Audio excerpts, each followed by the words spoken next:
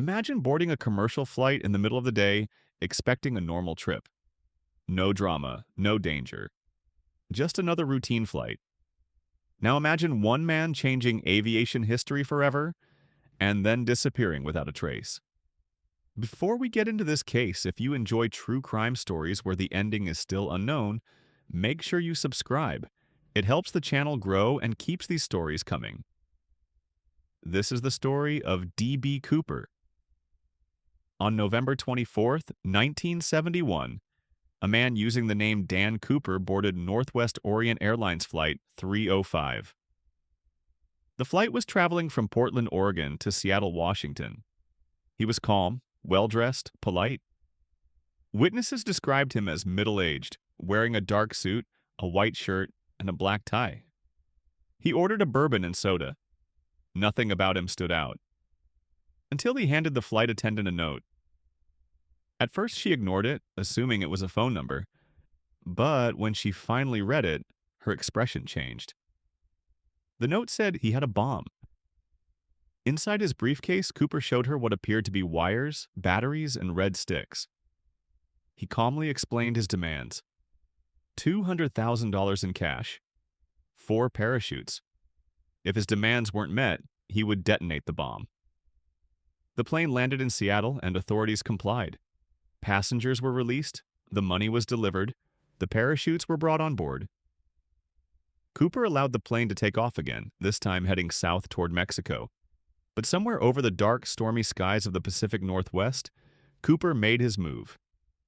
He instructed the crew to fly low and slow.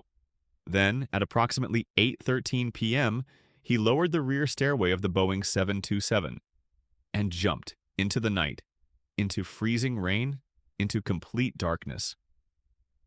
He took the money with him. The plane landed safely. Cooper was gone. No one saw him land.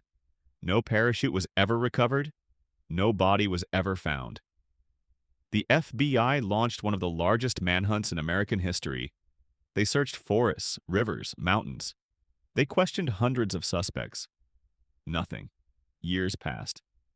Then, in 1980, something strange happened. A young boy found bundles of decaying $20 bills buried along the Columbia River. The serial numbers matched the ransom money. It proved Cooper was real, the hijacking happened. But it raised even more questions. Did Cooper survive the jump? Did he land in the river? Was the money lost during the fall? Or did he escape, losing only part of the cash? Over the decades, countless suspects were proposed. Military veterans, skydivers, engineers, men who had the skills, men who disappeared afterward, men whose lives suddenly changed. But none were ever proven to be D.B. Cooper.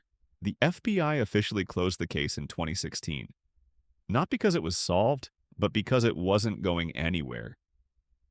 To this day, D.B. Cooper remains the only unsolved skyjacking in U.S. history.